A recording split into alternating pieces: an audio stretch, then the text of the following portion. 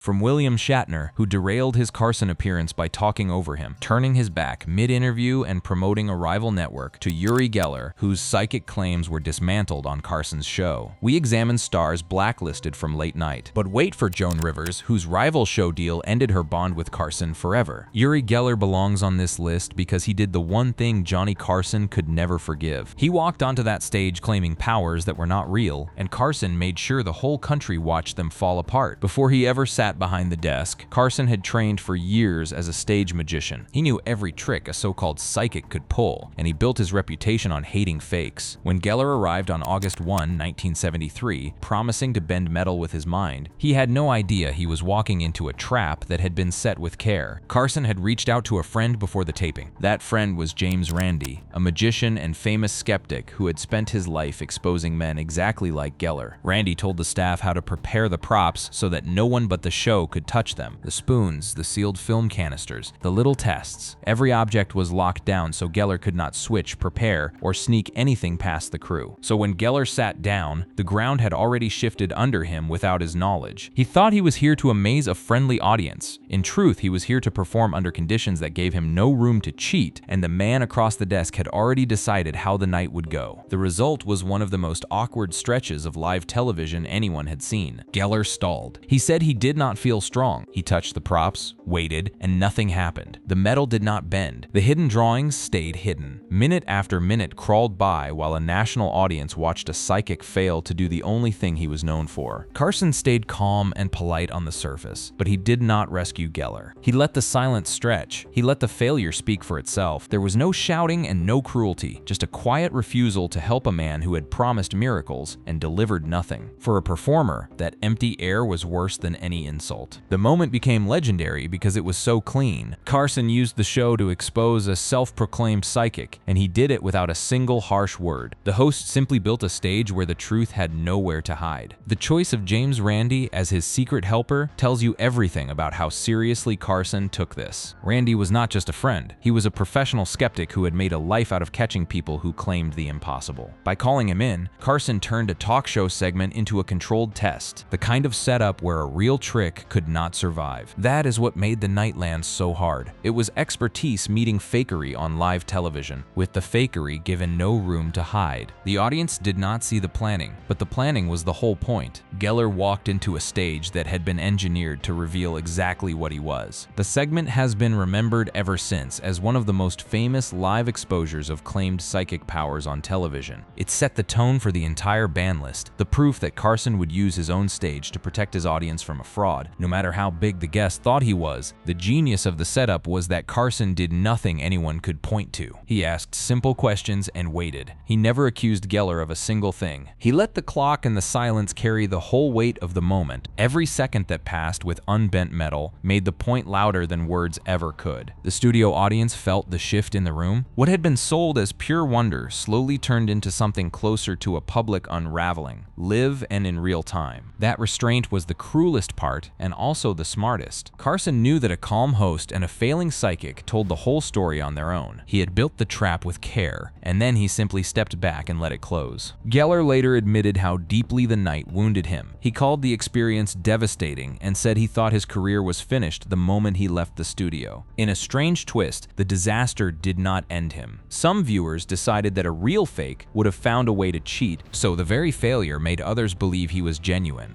But belief from the public did not matter inside NBC. Carson had seen what he needed to see. To him, Geller was a phony, and phonies did not come back. Carson despised anyone he judged to be a fake, and that judgment was final. Geller had walked in as a star and walked out as a warning. His name became the first clear proof of a rule that would shape this entire list. Yet the next man on it did nothing dishonest at all. His only crime was that the audience did not laugh, and it nearly buried a career that would one day rise higher than anyone in this story. Jay Leno makes this list for the most ironic reason of them all. He was banned for being unfunny, and then he inherited the very desk he was thrown away from. His story is the one that people quote first when they talk about Carson's list, because it shows that raw talent meant nothing if a single night went cold. The platform was too important. and Carson protected it like a fortress. Leno first appeared in March 1977. He was young, hungry, and good, and for a while he kept getting called back. Each time he came out, worked the crowd, and earned his spot. To a comic in that era, regular bookings on this stage were the closest thing to a golden ticket in all of show business.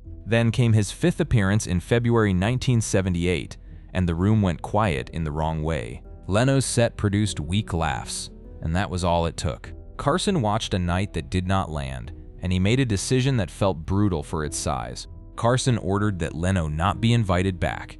There was no long meeting and no second chance offered on the spot. A comic who had been a regular was simply gone, cut off from the biggest launch pad in the country because one set failed to catch fire. The punishment did not match the crime, but on this show, the host's word was the whole law. For a rising comedian, this was close to a death sentence.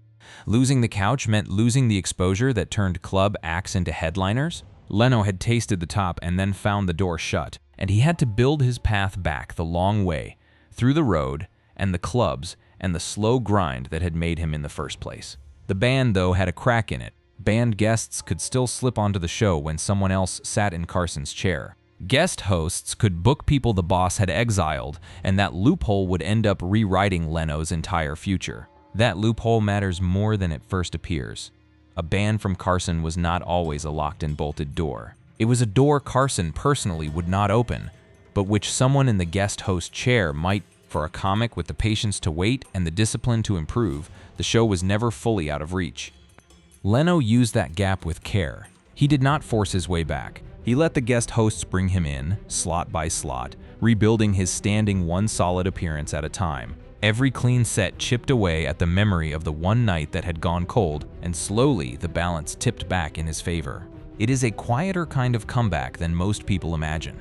There was no single dramatic return, just a steady climb back into a room that had once thrown him out. That patience is part of why his story ends the way it does. Leno kept working. He got sharper, tougher, and more reliable, and slowly he returned to the program through those guest host slots. He turned himself into the kind of performer no one could cut, the safe pair of hands who never had a cold night. The comic who was once dropped for weak laughs became the comic who always delivered. That climb ended in a place no one could have predicted in 1978. When Carson finally stepped away in 1992, Leno succeeded him as the host of the show. The man who had been banished from the desk now owned it. The one weak set that nearly ended him became a footnote to one of the greatest comebacks in television. When the full ban list came to light years later, this irony was the part people latched onto first. The idea that the eventual host had once been thrown out for weak laughs was too good to ignore, and it became the headline example of how sharp and how strange Carson's judgments could be. The 1978 cut sent Leno back to the grind he had come from. The clubs, the long night drives, the rooms only half full. For a comic who had touched the biggest stage in the country, returning to that circuit was a hard fall to swallow. But the road also rebuilt him. Every rough room sharpened his timing and toughened his act, until a cold night became almost impossible for him to have. He was not just waiting for a way back onto the show, he was becoming a comic no host could afford to cut. By the time the guest host slots opened the door again, the man walking through it was far stronger than the one who had been shown out. The ban had, in a strange way, forged the very reliability that would one day carry him to the desk. His story is the beating heart of the whole ban list, the proof that Carson's calls were fast but not always fair. Leno was cut for failing to entertain, and it turned out to be the wrong read on a career that would rise to the very top of the business. It also shows the size of the risk every comic took walking onto that stage. One flat set in front of the wrong host could reset years of momentum. The reward was enormous, but so was the drop if the room went quiet. Leno survived the drop and climbed back to claim the desk itself. The next man was cut for the opposite reason.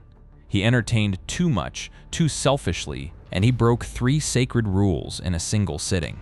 William Shatner earned his ban by treating Carson's stage like his own show. He was not dishonest and he did not insult the crew. His sin was breaking the unwritten manners of the couch, the quiet code every guest was supposed to follow, and he broke not 1 rule but 3 in a single February 1983 appearance that turned out to be his last under Carson. The first rule was simple. A guest talked with the host, not at him. There was a rhythm to it, A back and forth where you spoke, then paused, then let Carson jump in with a line or a question. Shatner ignored that rhythm.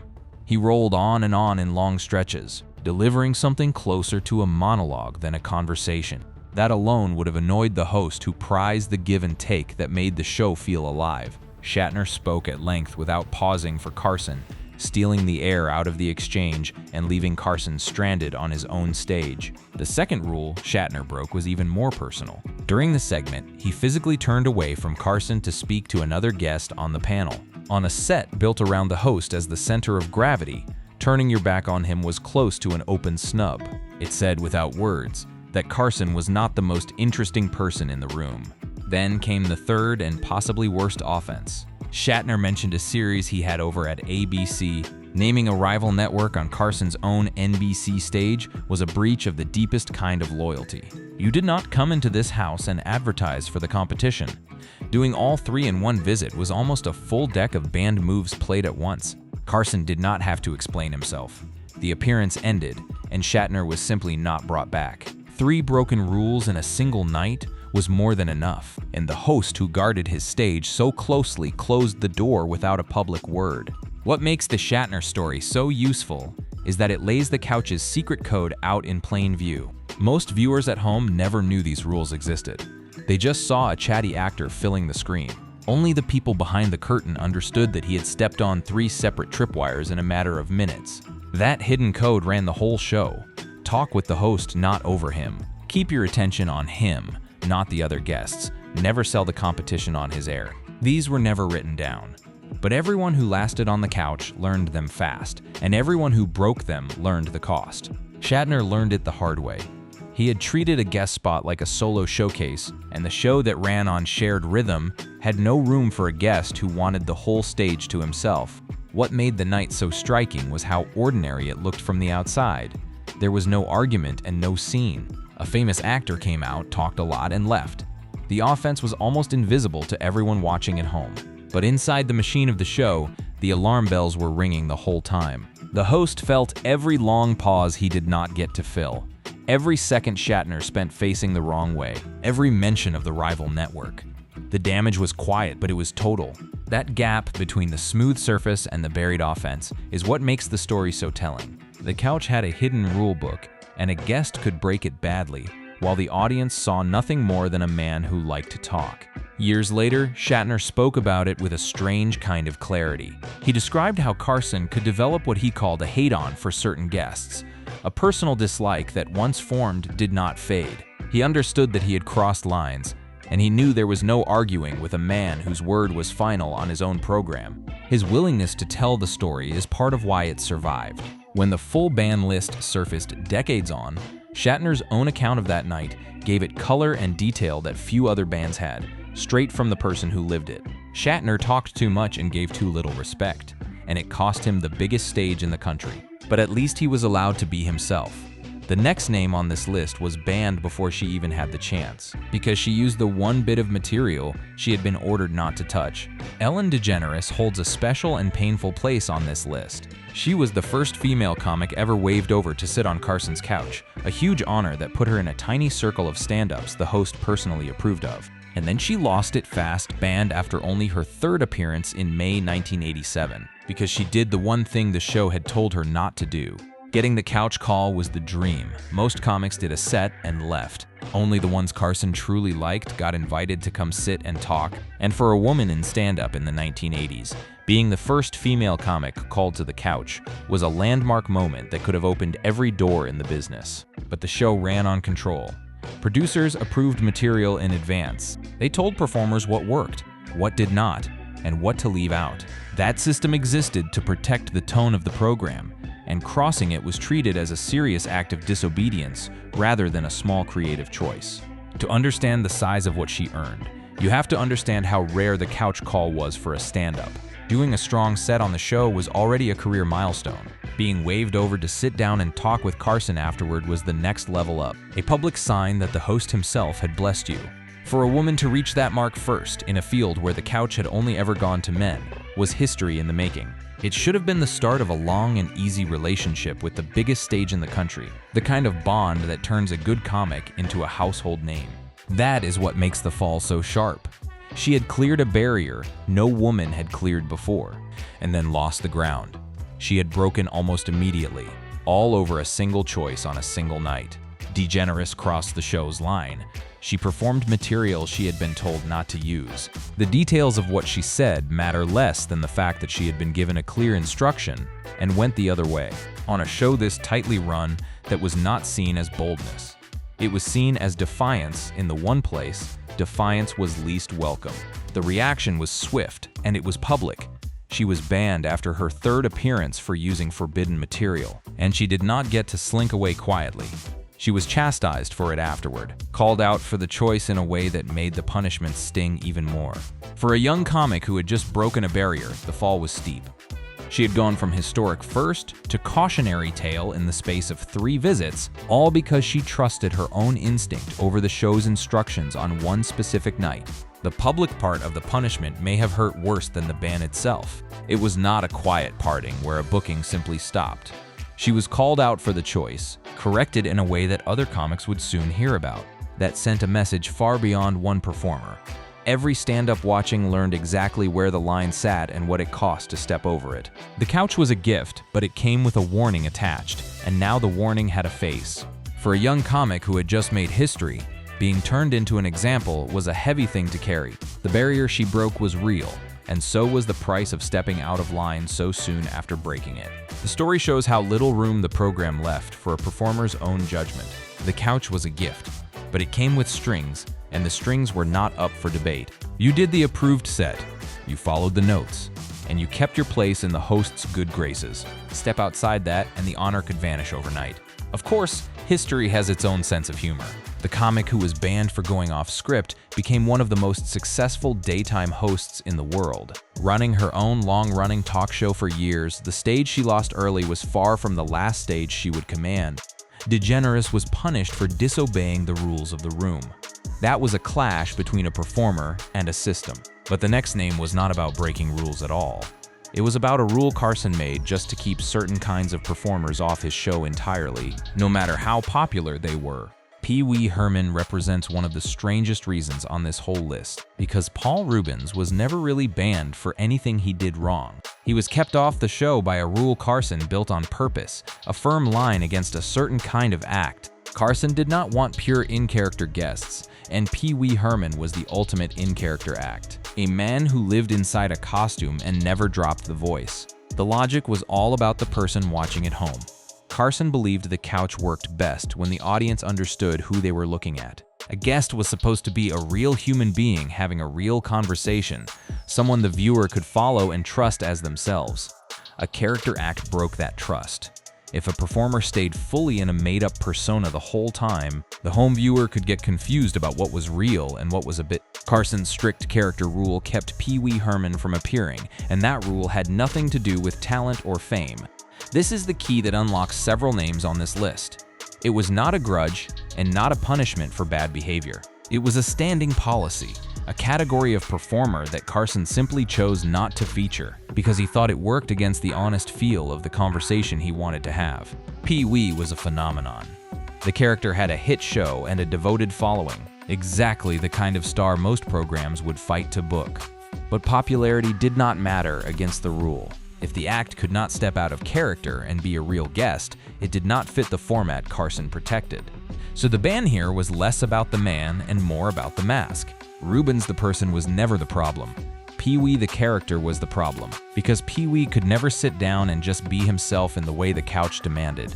It reveals a quiet, almost old-fashioned belief at the center of the show. Carson wanted the audience to always know the ground was solid, that the person across from him was speaking as a real human, not performing a fantasy.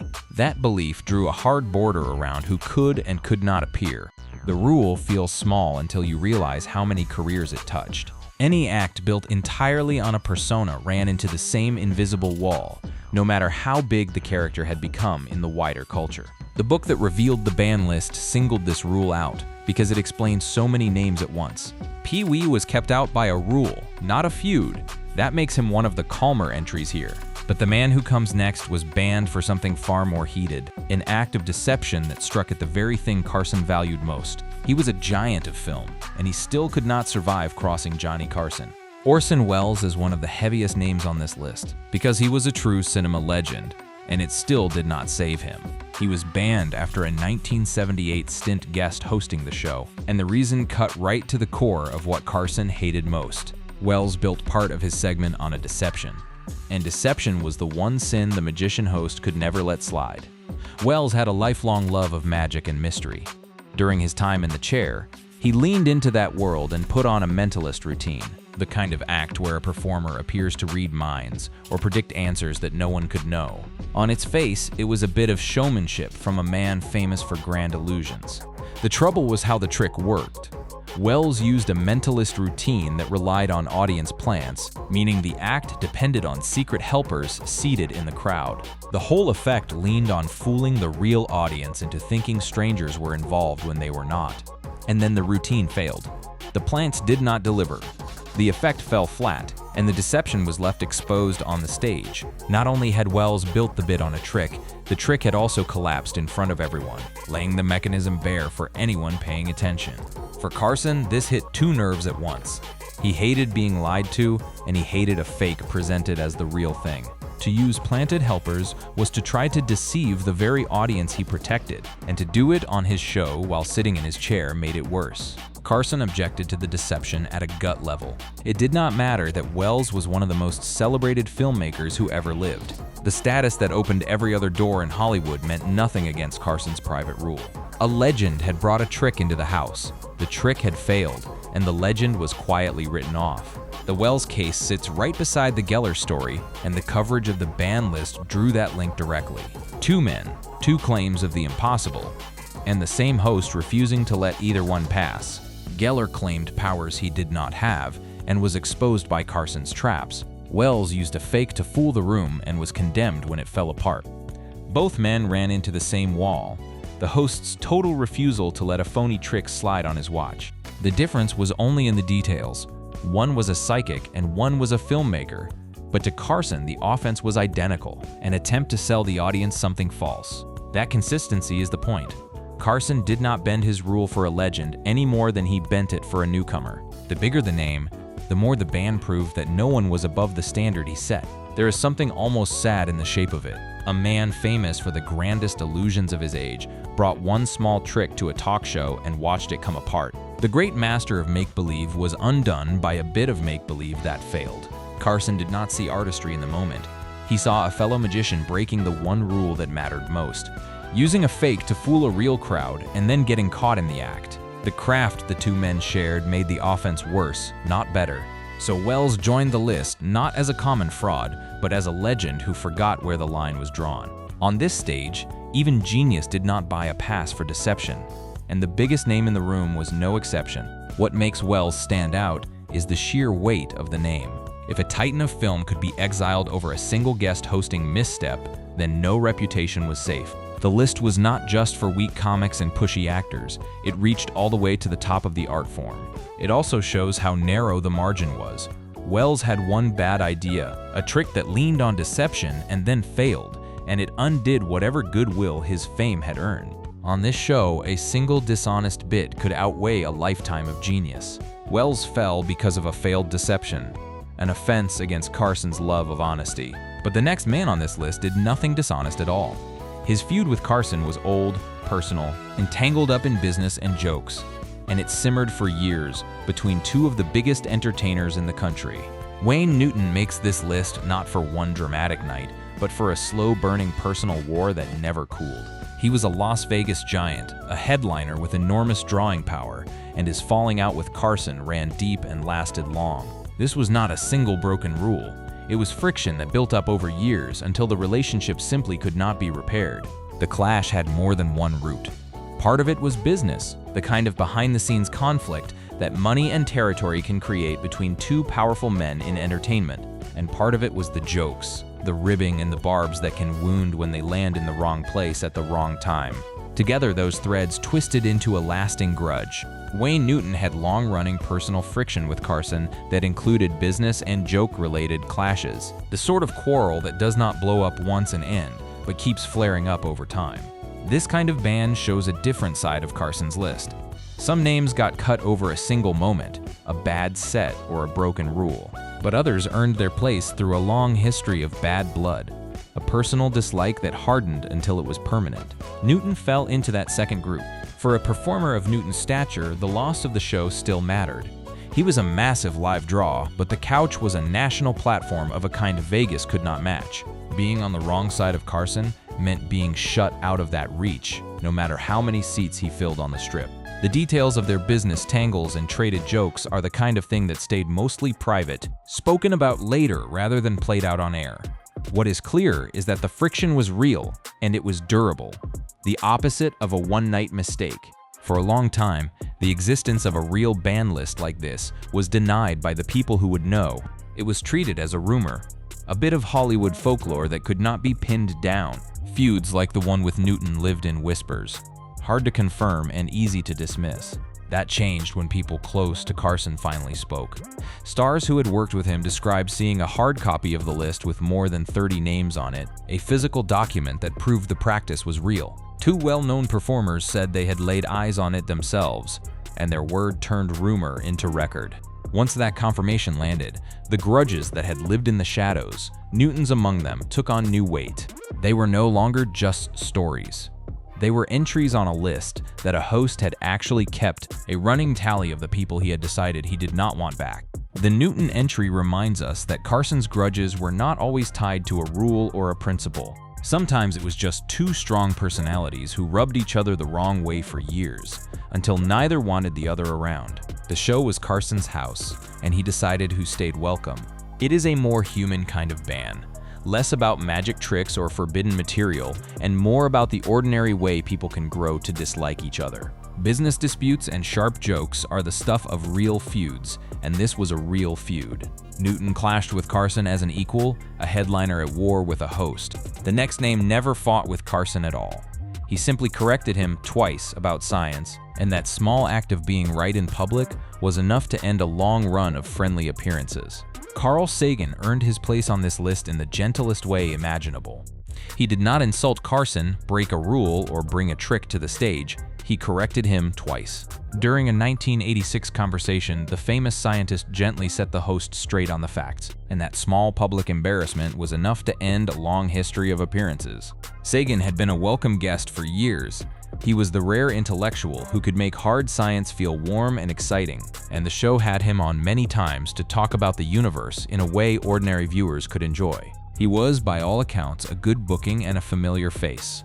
Then came the discussion of Halley's Comet. In the middle of the talk, Sagan corrected Carson twice during the 1986 discussion of the comet. He was almost certainly right on the science, doing exactly what a careful scientist should do, but being right came at a cost. The problem was where it happened.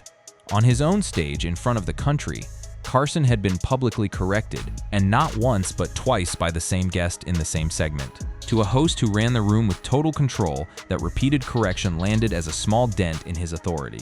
The result was quiet and complete. Sagan was never invited back despite many prior appearances. A guest who had been on the show again and again simply stopped being called. There was no blow-up, no scene, just a door that closed after one conversation about a comet. It is one of the pettiest triggers on the entire list, and that is exactly why it lingers. Sagan did nothing wrong by any normal measure. He shared correct information in a polite way. But on this show, making the host look wrong twice in public was a line he did not know he had crossed. When the ban list became public, this was one of the cases people fixed on. It was so small, so out of scale with the punishment, that it seemed to reveal something about the man behind the desk. A correction about a comet had ended a long and friendly run, and that gap between offense and price fascinated everyone who heard it. It fed a larger conversation about how petty some of the triggers could be. Alongside the weak laughs and the moments of staff disrespect, the Sagan correction became a favorite example of how thin the ice really was, even for a guest Carson liked. The truth it pointed to was uncomfortable. This was not always a system of clear rules and fair warnings. Sometimes it was one man's pride, bruised in public, deciding the fate of a booking. From Carson's side of the desk, the moment played out fast. He made a confident point about the comet in front of millions, and the scientist beside him gently said, "Not quite." A beat later, it happened a second time in the same easy and friendly tone.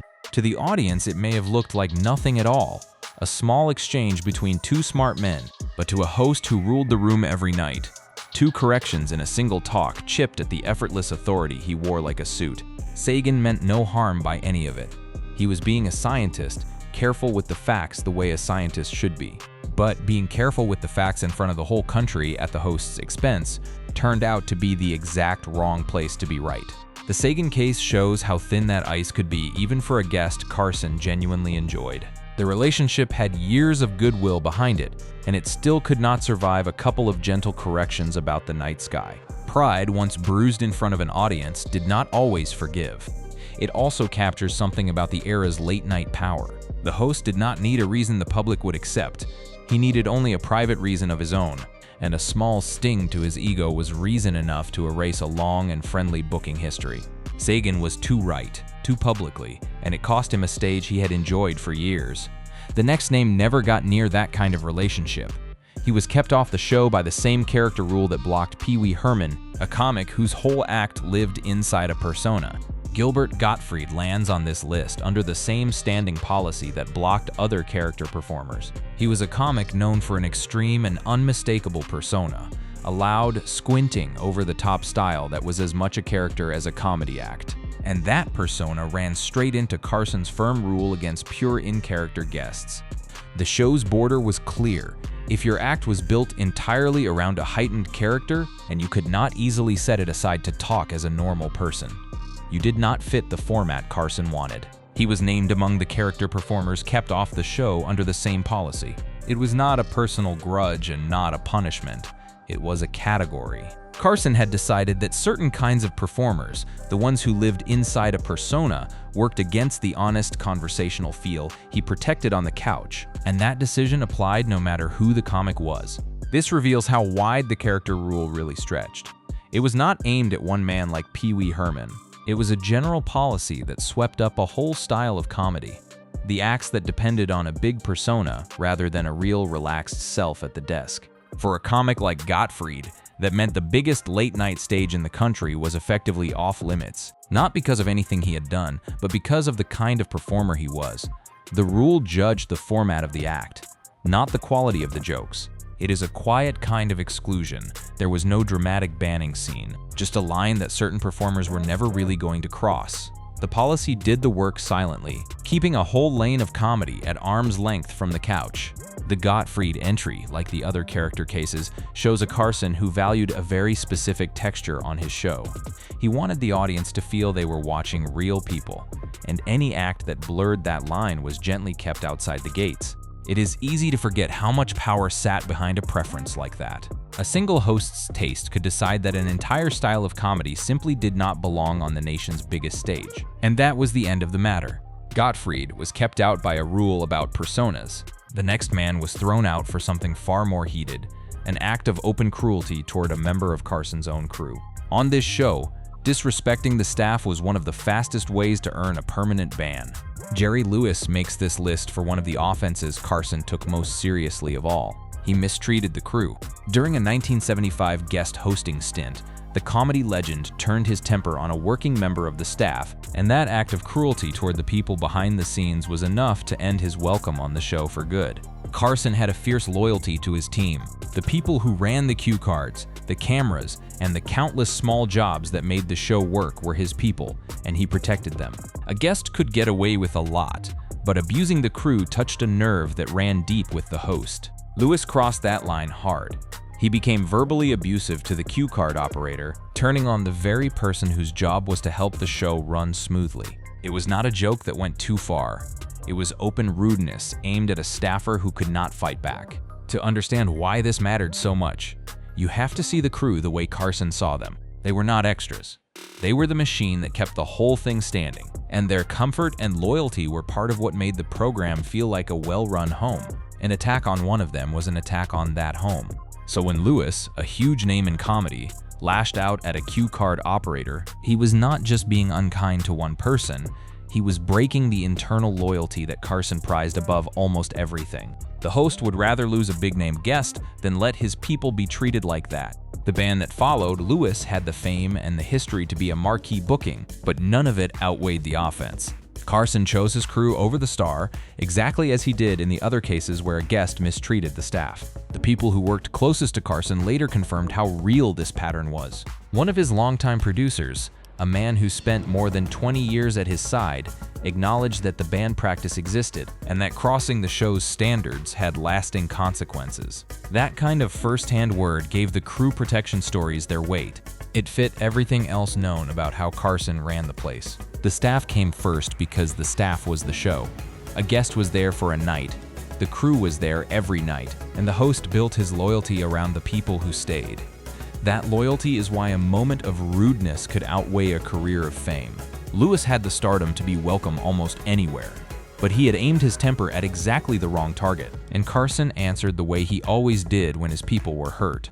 There is a hard clarity in this kind of ban. It had nothing to do with talent, ratings, or timing. It came down to how a powerful guest treated a person who had no power at all, in a small moment when the spotlight was somewhere else. Carson watched those moments closely.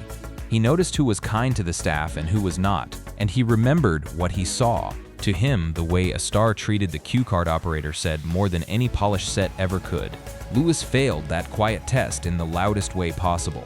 He turned his temper on a worker whose only job was to help him, and the host who guarded his people made sure it was the last time he did it on that stage.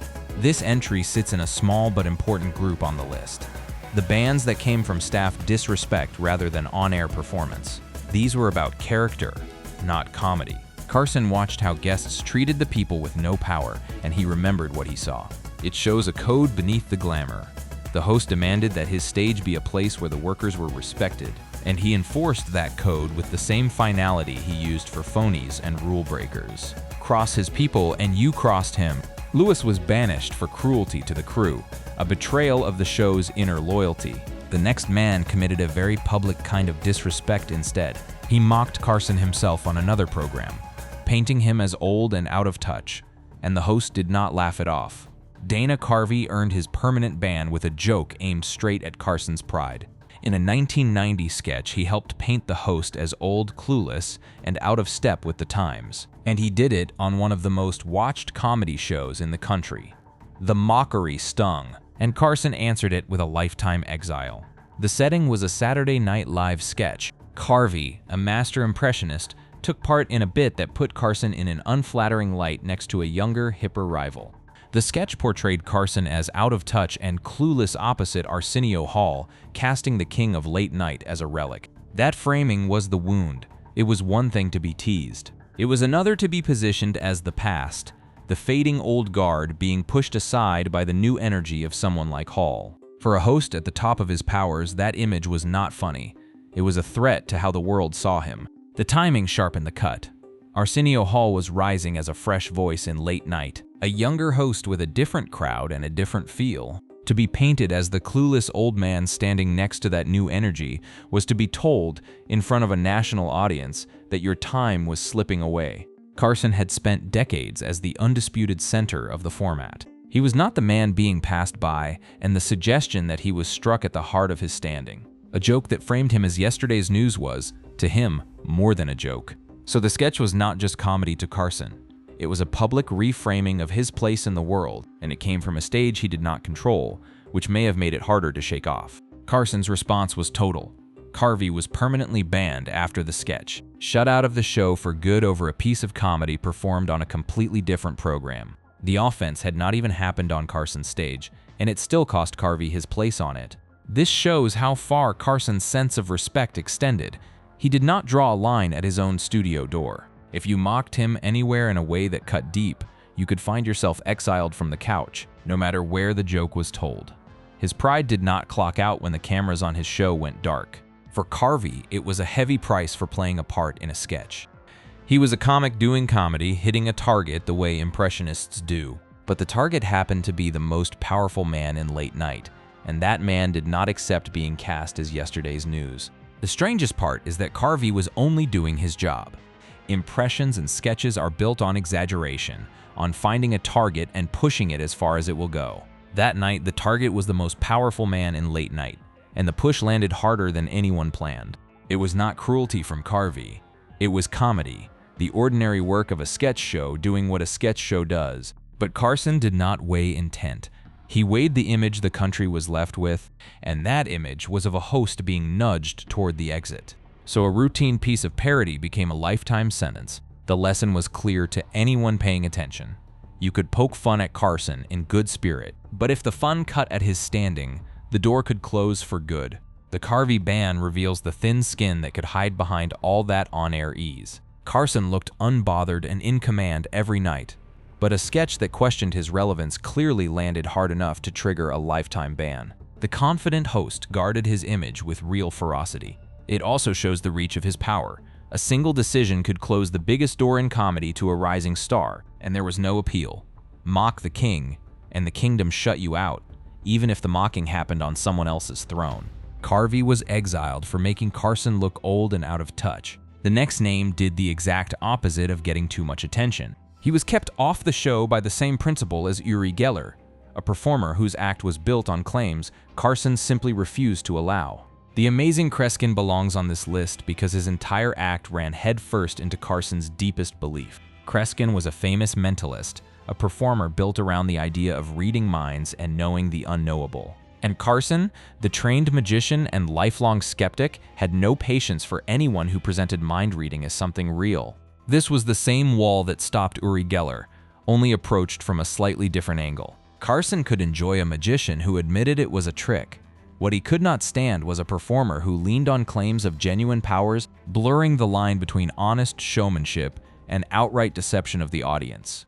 Kreskin, named among the guests Carson kept away, sat squarely on the wrong side of that line. His act depended on the mystery of the mind, the suggestion that something more than trickery was at work, and that was exactly the flavor of performance Carson rejected on principle. The host's skepticism was not a small quirk. It was a core part of who he was. He had spent years around magic, and he knew how easily a crowd could be fooled into thinking a trick was a miracle. That knowledge made him protective of his audience and hostile to anyone who might mislead them. So a mentalist like Kreskin faced a booking problem that had nothing to do with talent. It did not matter how skilled or entertaining the act was. If it rested on claims of real psychic ability, it clashed with Carson's refusal to let that kind of thing pass as truth on his stage. This is the principle that ties several names together. Geller was exposed. Wells was condemned for a failed deception. Kreskin was kept at a distance for the same underlying reason: the host's flat rejection of powers that could not be real. The Kreskin entry shows that Carson's skepticism was a standing policy, not just a reaction to one bad night. It shaped who he was willing to feature. A whole style of performance, the psychic and the mentalist, ran into that policy and found the couch cold. It is a quieter kind of ban than the fiery feuds, but it comes from the same iron core. Carson believed in honesty with the audience, and he used his power to keep the stage clear of anyone who traded in fake wonders.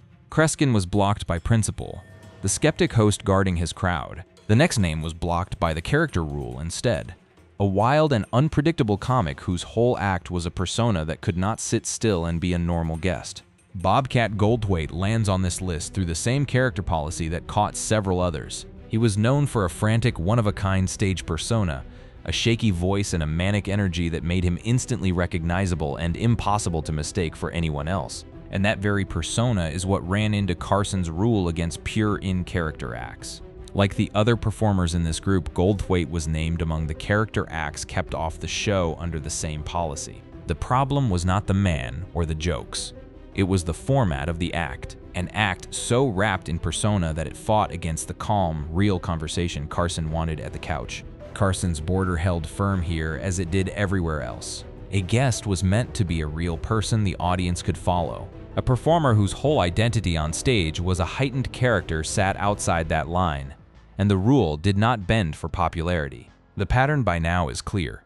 Pee Wee Herman, Gilbert Gottfried, and Goldthwait were not victims of feuds or bad nights. They were performers whose style simply did not match the kind of show Carson protected, and the policy quietly kept them out. For a comic with a devoted following, being on the wrong side of that rule meant missing the biggest launch pad in the country. The exclusion was not personal, but the effect was real all the same.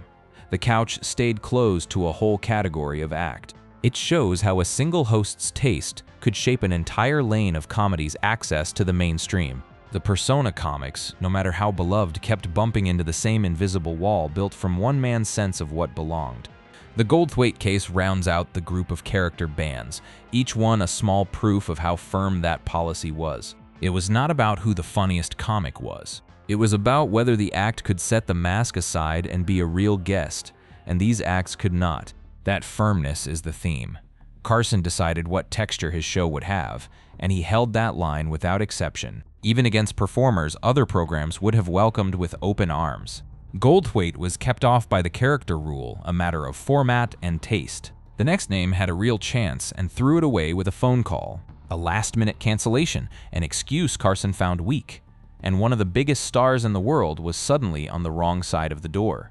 Barbra Streisand makes this list for a single act that Carson took as pure disrespect. She canceled on him at the last minute in 1975, and the reason she gave was not good enough in his eyes. To a host who ran his show with precision and expected his guests to honor their word, a late cancellation with a weak excuse was close to an insult. Booking a show like this was a serious commitment. Slots were planned, segments were built, and the whole night depended on the guests showing up as promised. When a name as big as Streisand dropped out at the last moment, it left a hole that the staff had to scramble to fill. That alone might have been survivable.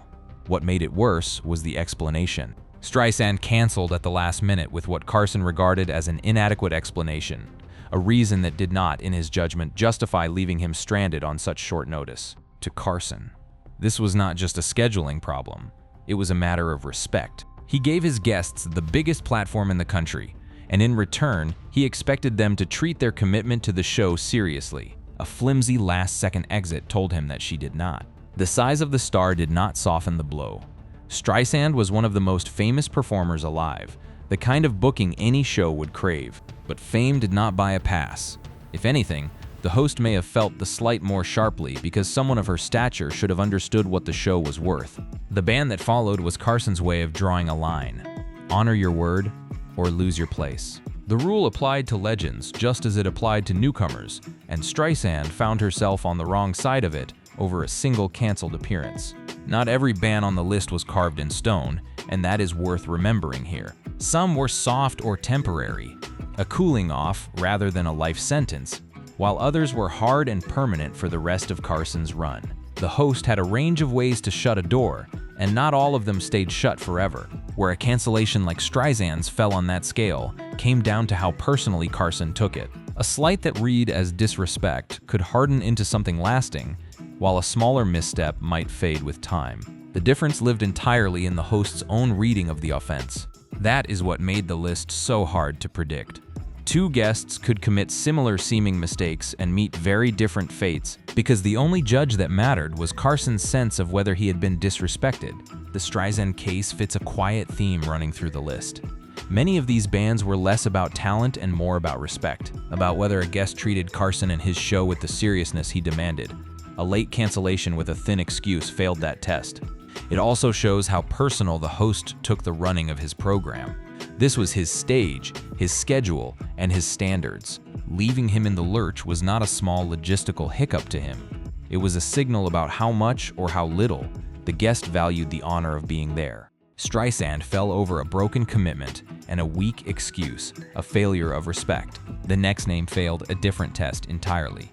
His performance was not too little, but too much. An explosion of energy that Carson judged simply too wild for the late-night audience at home.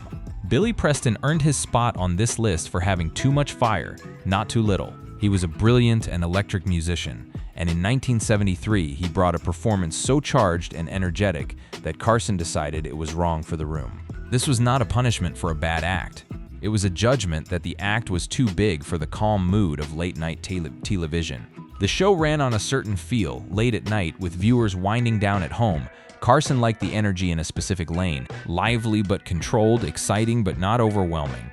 The program had a rhythm, and every performance was expected to fit inside it. Preston's set pushed past that lane.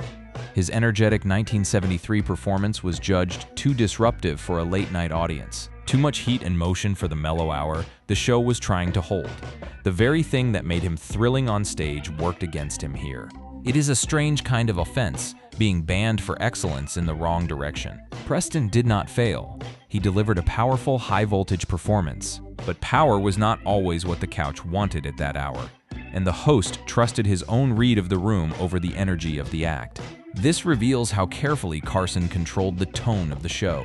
He was not just booking talent, he was shaping a mood, night after night, and anything that broke that mood too hard was a problem.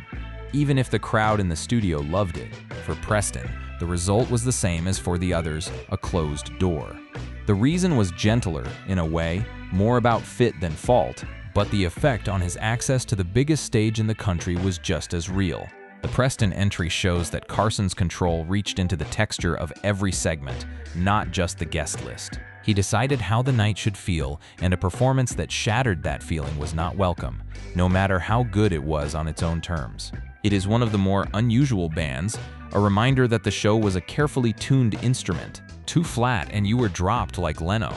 Too wild and you were dropped like Preston. The host wanted a very particular balance, and he enforced it in both directions. Preston was too much for the room, an excess of energy in the wrong hour. The next name ran into an old and familiar wall, the character rule, an unpredictable in-character comic whose whole style clashed with the honest conversation Carson wanted at his side.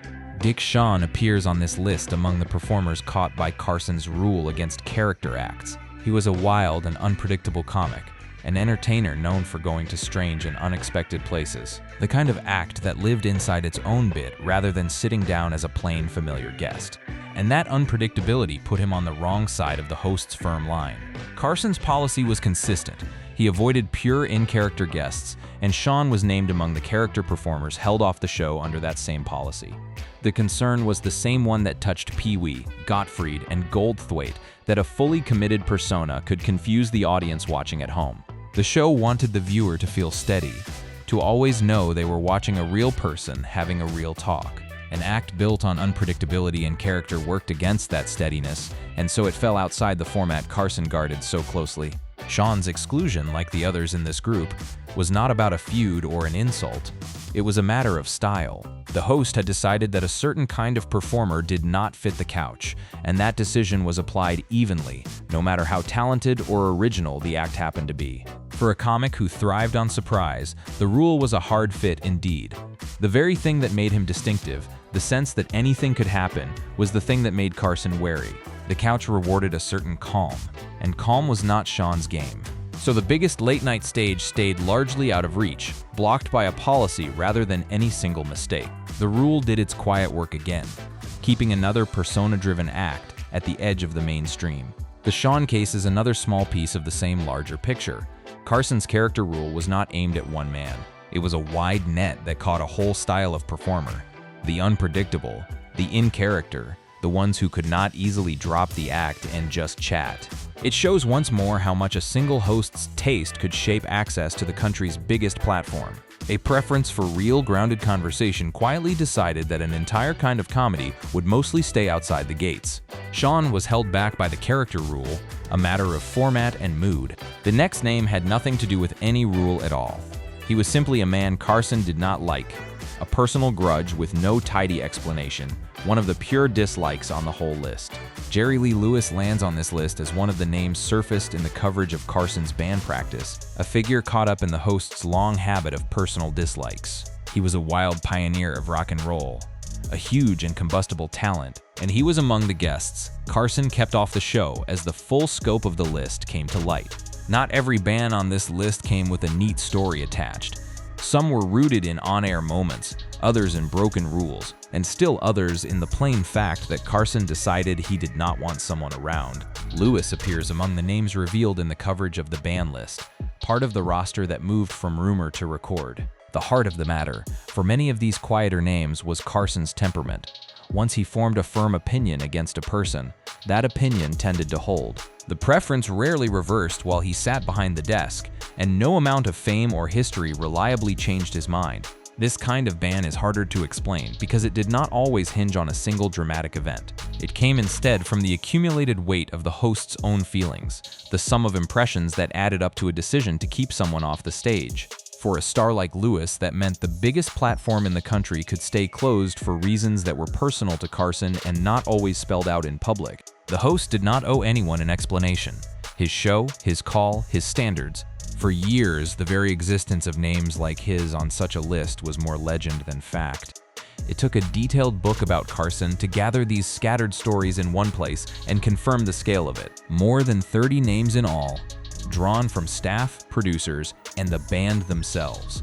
The Lewis entry captures the more mysterious end of the ban list, the names whose exact triggers stayed private while the fact of their exclusion became clear. The book that revealed the list brought these names into the light, even when the full backstory remained thin. What ties them together is the source of the power. Carson could exclude a guest for reasons the world never fully saw, and the sheer size of the list meant many of these stories lived mostly as names on a page. Lewis stands among the personal dislikes, a ban with no tidy public cause. The next man's ban had the tidiest cause of all, and yet it was one of the most shocking. He was the original host of the show itself, and he was banned by the very man who replaced him. Steve Allen makes this list in the most jaw-dropping way possible. He was the original host of the show, the man who helped build the format Carson would later rule, and he was still banned by his own successor. Cut off from the program he founded after a 1982 guest hosting appearance went badly wrong on two fronts at once. That history makes the ban land hard. Allen was not some newcomer or outsider. He was a founding father of the very show, a figure with a deeper claim to the stage than almost anyone. If anyone should have been safe, it was the man who started it all. But Carson's rules did not bow to history. During that 1982 stint, Allen crossed him in two ways in a single visit. First came a joke, and it was aimed at a sensitive spot. Allen made a joke about Carson's injury, poking at the host over something personal in a way that did not sit well. The second offense was the one Carson punished hardest across the whole list. Allen was reported to be rude to the crew. On a show where mistreating the staff was close to an unforgivable sin, this was the deeper cut of the two. Worse in Carson's eyes than the joke at his own expense. Put the two together, a jab at his injury and rudeness to his people, and even a founding host could not survive it. Allen was banned after the 1982 guest hosting, exiled from the program he had once led by the man who now held the throne. The symbolism is impossible to miss. The show's creator, shut out by its reigning king. It shows that Carson protected his stage and his crew above every other consideration. Above legacy, above respect for the past, above the claim of the man who came first. There is a quiet tragedy in the pairing of these two men.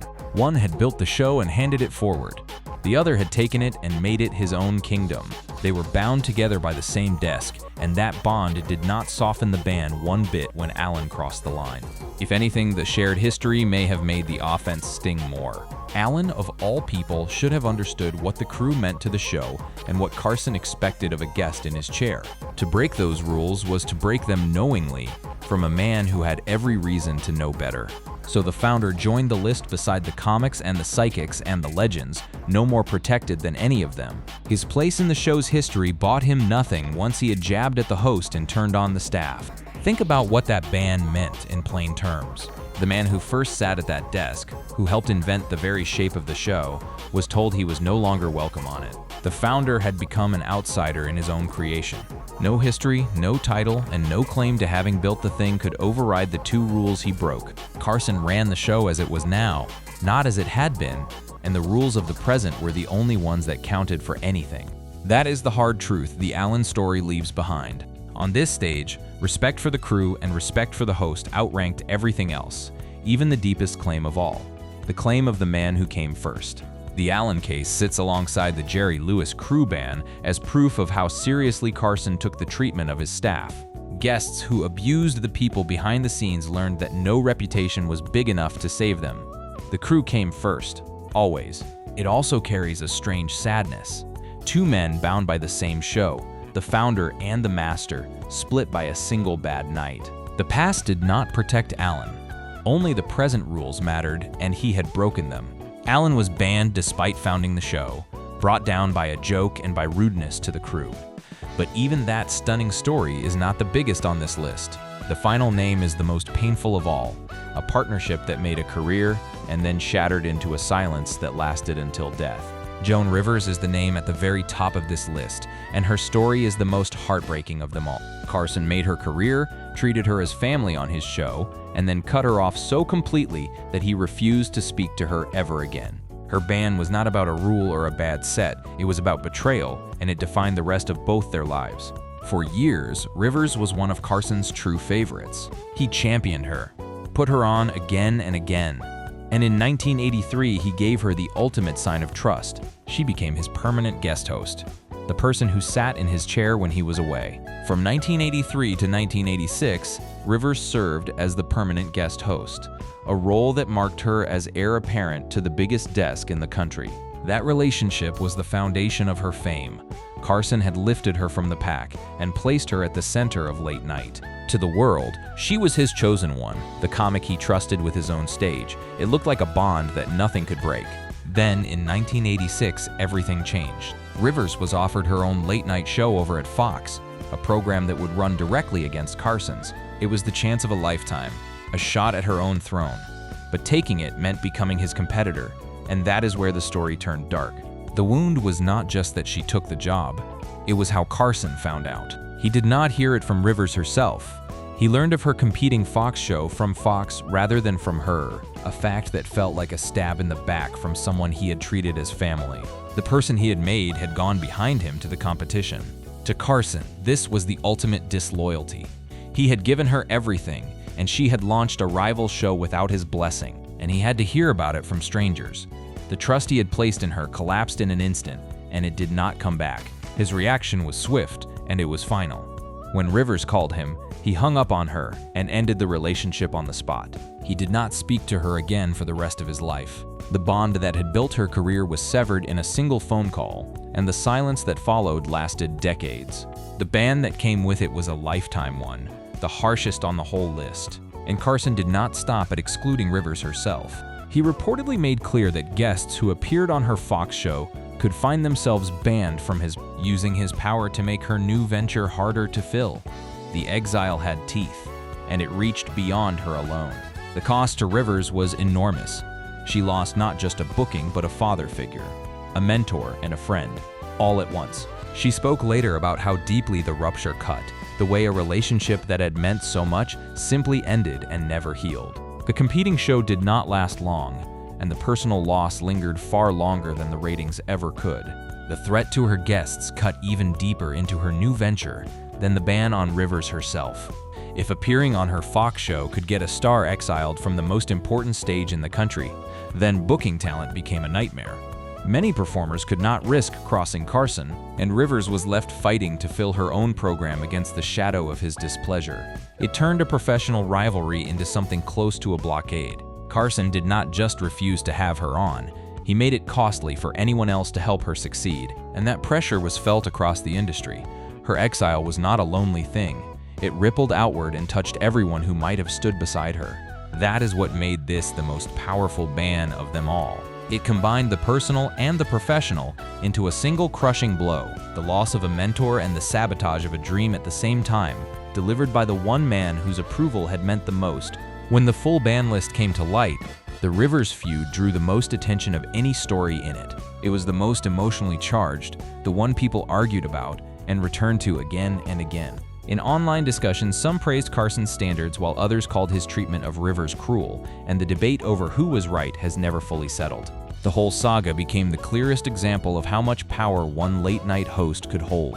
Carson could make a career and then unmake it, could welcome someone as family and then erase them, and could reach beyond his own show to shape what happened on Arrival's. The betrayal narrative and the silence that lasted until after his death became the defining tale of the entire list.